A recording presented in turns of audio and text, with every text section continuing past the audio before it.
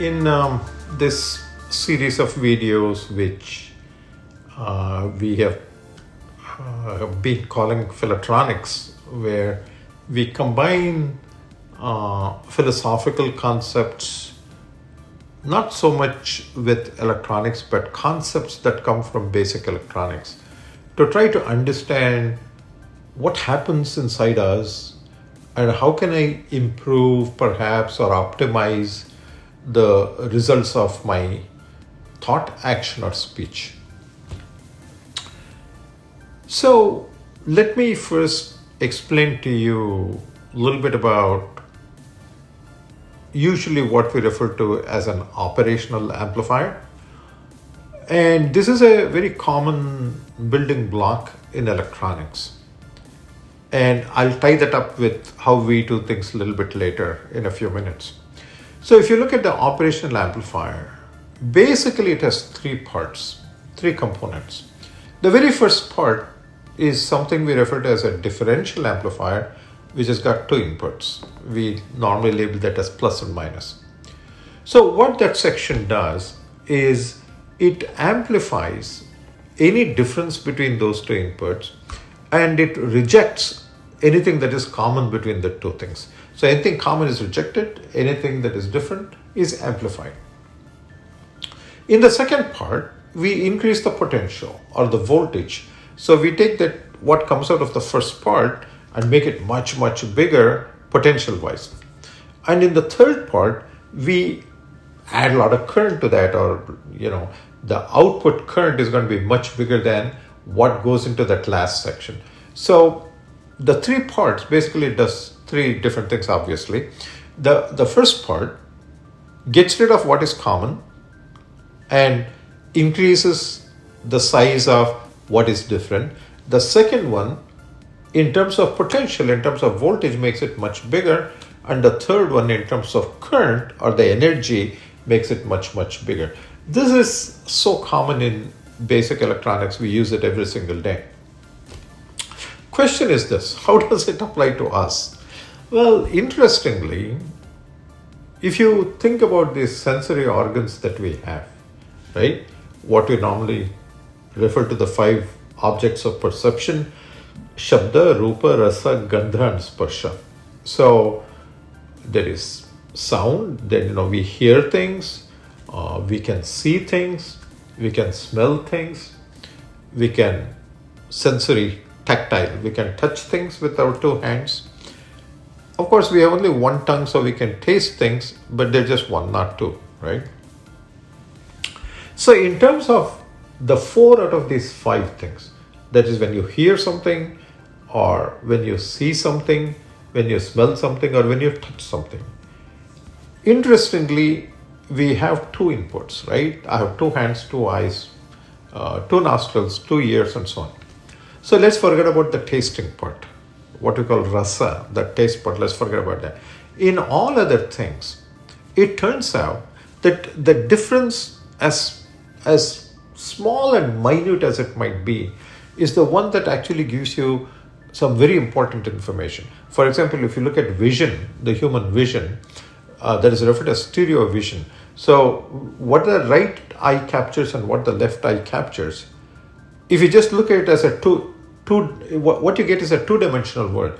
If you want to look at the third dimension in the three-dimensional world, in other words, you want to get depth in what you're seeing, it turns out that you need to look at the difference between these two things. Our system does it automatically. We don't even realize that, but it's doing automatically. Now, that same thing would apply to what I hear and what I smell and what I can touch. The problem is that if our focus is on what is common, the gross part, a lot of it is noise. See, what happens is what is meaningful is so tiny, is so tiny, it is embedded in a lot of things that actually don't matter. But it is so huge, instead of looking at the difference between the two things, if you're just looking at the two things and add it together instead of subtracting one from the other, what we end up getting is the gross stuff. It is so big, it is so overwhelming that I lose the important meaningful subtleties in life. So what I really need to do is learn. I need to learn. Just like I talked about the stereo vision that gives me the depth. The question in what I hear, what is the depth in what I'm hearing?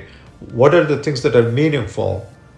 Whether it's smell, touch, and so on. We need to develop that ability. Easier said than done. In a short video, we cannot explain all those things. But if we can somehow learn that ability, get that ability to look for the subtle difference and get rid of what is gross, straight away you're going straight to that point of what is important in things that is happening around me. Right? Now, once I get that, what happens is that actually goes into my mind, right? So that is where it is fed. So that mind, if it amplifies, instead of looking at the gross things, if it amplifies the subtle, so what comes out of that is something bigger. But yet it doesn't have a lot of potential yet, because I'm not totally convinced, right? So if I want to increase the potential in that actually has to go to my intellect. So what my intellect does, it increases the potential in that, because it is the intellect that tells me this is right, that's wrong, do this, don't do this. So that what we call nirdhara, that is the conviction, the determination to do something. That's what gives me the potential. So if the strength of my conviction is very big, there's like getting a lot of gain in that middle stage, what we refer to as a high gain stage in the amplifier. That is, you're increasing the potential. But increasing the potential is one thing. But when it actually comes out as karma, it could be either my thought, my action, or my speech. All of these things, sometimes these three things combine together. One of the things that has to happen before it is actually put out is that it needs a lot of energy in it, right? So just having the conviction and saying that you want to do good, big things and so on is not good enough. There has to be energy behind it. So the last part of this requirement for me to actually amplify the subtle, important things in my life and help that play a big role in my life and what I do, that last part is adding that energy component into that thing. And that we refer to as prana shakti.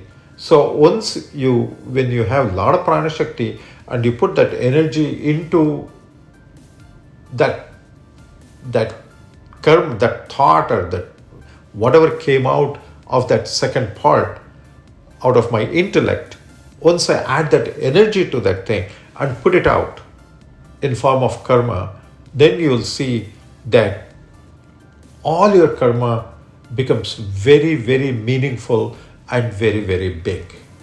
And that, of course, is my intention, because I want that karma phala. I want to make sure that whatever I do is meaningful. And if you want meaningful things to happen, then the inputs have to be meaningful too. It'll be there, but I need to look at that subtle differences, that small difference between my two inputs. And that subtlety is what the mind has to extract, and it'll make it a little bigger, but the intellect and the conviction will make it really, really big, give it a lot of potential, and that prana shakti gives it a lot of energy, and the output will be very good.